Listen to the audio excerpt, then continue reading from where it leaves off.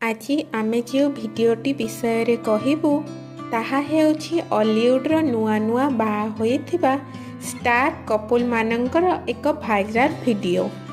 ଆଉ ସେହି ରୋମାଣ୍ଟିକ୍ ଯୋଡ଼ି ହେଉଛନ୍ତି ଅଶ୍ୱିନୀ ଓ ପ୍ରେରଣା।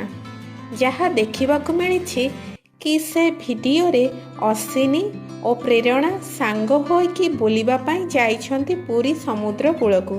ଆଉ ସେଠାରେ ବେଶ୍ ଖୁସିରେ ଏନ୍ଜୟ କରୁଥିବାର ଭିଡ଼ିଓ ମଧ୍ୟ ଦେଖିବାକୁ ମିଳିଛି। ଆପଣମାନେ ବେଶ୍ ଭଲ ଭାବରେ ଜାଣିଥିବେ କି ଅଲିଉଡ଼ର ଜଣେ ବେଶ୍ ଜଣାଶୁଣା ହ୍ୟାଣ୍ଡସମ୍ ଅଭିନେତା ହେଉଛନ୍ତି ଅଶ୍ୱିନୀ, ଯିଏକି ଅନେକ ପ୍ରକାରର ମ୍ୟୁଜିକ୍ ଭିଡ଼ିଓ ପ୍ରକାଶ କରିଛନ୍ତି ଅଲିଉଡ଼ ଇଣ୍ଡଷ୍ଟ୍ରି ପାଇଁ। ଆଉ ତାହା ସହିତ ଚୁଲବୁଲି ଅଭିନେତ୍ରୀ ଆଉ ଜଣେ ଭଲ ଆଙ୍କର ଭାବରେ ଓଡ଼ିଶାର ଘରେ ଘରେ ସମ୍ମାନର ଅଧିକାରୀ ହୋଇଥିବା ପ୍ରେରଣାଙ୍କୁ ତ ଆପଣମାନେ ବେଶ୍ ଭଲ ଭାବରେ ଜାଣିଥିବେ। ଆଉ ଯାହା କୁହାଯାଉଛି କି ଏ ଦୁଇ ଜଣ ପ୍ରଥମେ ଅଭିନୟ ଦୁନିଆରେ ପାଦ ଦେବା ପରେ ଜଣାଶୁଣା ଓ ପରେ ଫ୍ରେଣ୍ଡସିପ୍ ଓ ପରେ ତାହା ଲଭ୍ରେ ପରିବର୍ତ୍ତନ ହୋଇଥିଲା। ଆଉ ଯାହା ଦେଖିବାକୁ ମିଳିଛି କି ସେହି ଦୁଇ ଜଣ ବର୍ତ୍ତମାନ ବିବାହ ବନ୍ଧନରେ ବାନ୍ଧି ହୋଇଛନ୍ତି।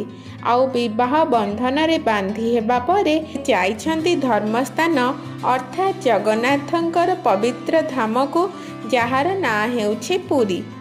ଆଉ ପୁରୀକୁ ସାଙ୍ଗ ହୋଇକି ଗଲା ପରେ ଦୁଇ ଜଣ ପ୍ରଥମେ ମହାପ୍ରଭୁ ଜଗନ୍ନାଥଙ୍କର ଦର୍ଶନ କରିଛନ୍ତି ଆଉ ଜଗନ୍ନାଥଙ୍କ ଠାରୁ ଆଶୀର୍ବାଦ ମଧ୍ୟ କାମନା କରିଛନ୍ତି ତାଙ୍କର ବୈବାହିକ ଜୀବନକୁ ଆଗକୁ ବଢ଼ାଇବା ପାଇଁ। ତାପରେ ସେମାନେ ଦୁଇ ଜଣ ସାଙ୍ଗ ହୋଇକି ପୁରୀ ସମୁଦ୍ର କୂଳକୁ ଯାଇଛନ୍ତି।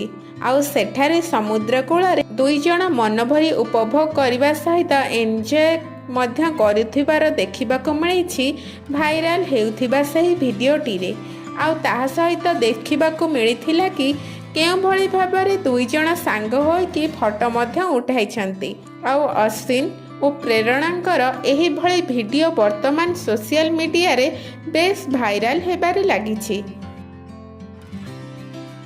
ଯଦି ଆମର ଏହି ଭିଡ଼ିଓଟି ଆପଣଙ୍କୁ ଭଲ ଲାଗିଲା ତେବେ ଆମକୁ କମେଣ୍ଟ ମାଧ୍ୟମରେ ଜଣାଇବେ ଏବଂ ଏହିଭଳି ଭିଡ଼ିଓ ଆଗକୁ ଦେଖିବା ପାଇଁ ଆମ ଚ୍ୟାନେଲକୁ ସବସ୍କ୍ରାଇବ୍ କରିବାକୁ ଜମା ବି ଭୁଲିବେ ନାହିଁ।